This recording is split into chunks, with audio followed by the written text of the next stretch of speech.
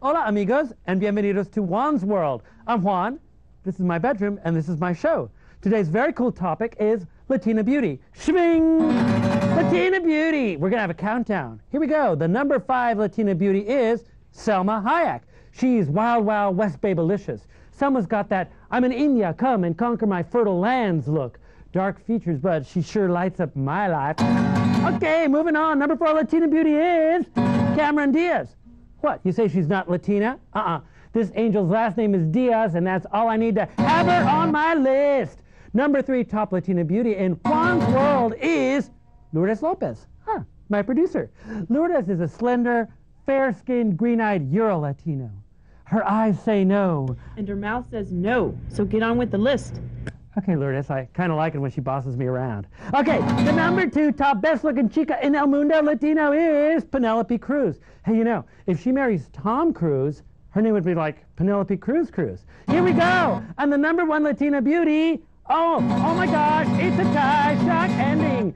It's Christina, I'm a genie in a peroxide bottle, Aguilera, and Jennifer Wedding Planner Lopez. It seems old Juan here couldn't decide which is better, vanilla or caramel. Perhaps the taste test. To have color or not to have color? This is the question many women of color ask themselves. And on the next Cafe California, the way cool Chris Franco goes one step further and asks, does the media truly represent Latina beauty, or do they have to bleach themselves to success? Wow, I got kind of serious there. Juan's World, what color is Latina? Brown or blonde? Black or white? Up or down? Beige or chartreuse? Flat or beige?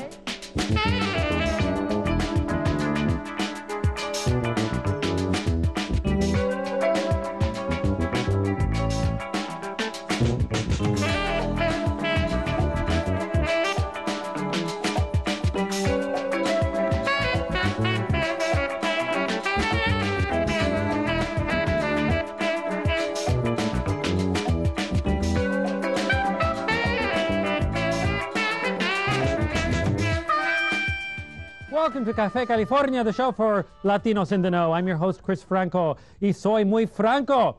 We're taking a look at Latina beauty, a long look, about 30 minutes to be exact. And to help us answer the question, does American media accurately portray Hispanics? We've assembled four very beautiful people. The first of whom is Patricia Lopez. She is, when she isn't gliding down the catwalk, modeling creations by Armani and Versace.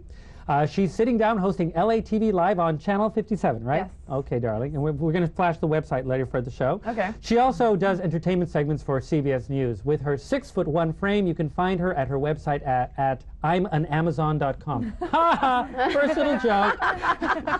Patricia's been modeling since she was, how old did you start? Actually, when I was about 5 or 6 years old, but professionally about 12. Oh, so she's been modeling since she was only 5'10", kid. And she thinks that true indigenous Latin faces might never really fill the pages of our fashion magazines. Please welcome Patricia Lopez. Thank you. Thanks for being here. Next we have Angela Fernandez. She's the editor of Hispanic Lifestyle magazine.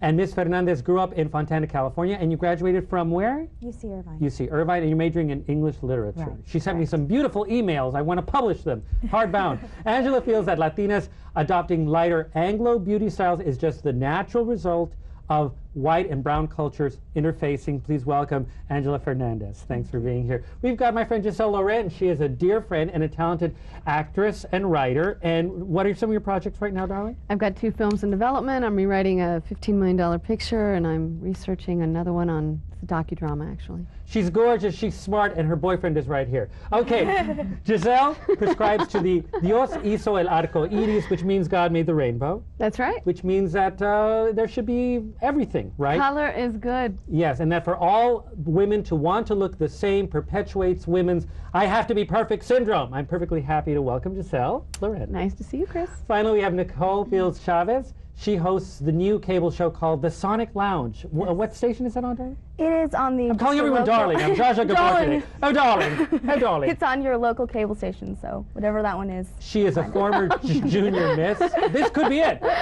She could be doing it right now. She's a former junior miss from Sonoma County who is currently a student majoring in communications. Nicole says that she's watched Latino role models like Shakira and J-Lo get blonder and blonder as they become more famous and more famouser. Please welcome Nicole Fields Chavez. Here's the topic. In the 1960s, African Americans chanted, "We shall overcome." Today, Latino Americans can be chanting, "We shall overwhelm." As marketers fight to get their piece of the yearly $300 billion Latino market, the fight has also begun to define Latino beauty.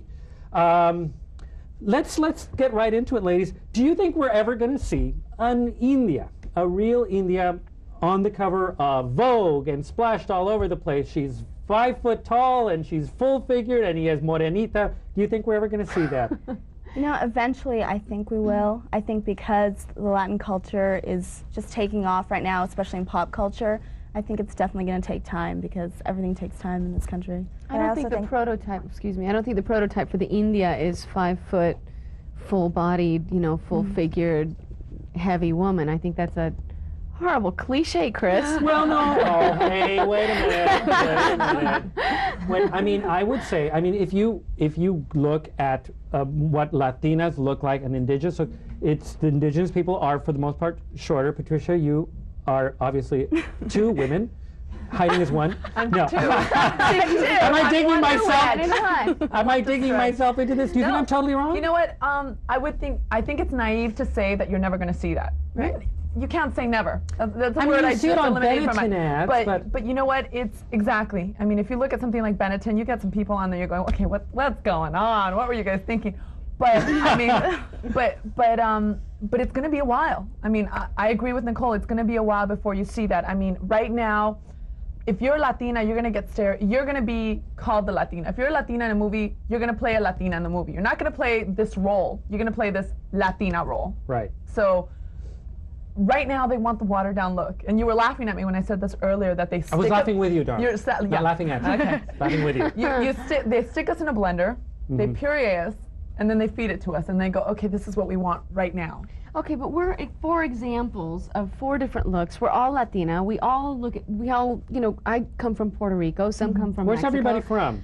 What's your background? El Salvador. El Salvador? Puerto Rico. I was born here, but my father's parents are Spanish. Spanish? Mexican.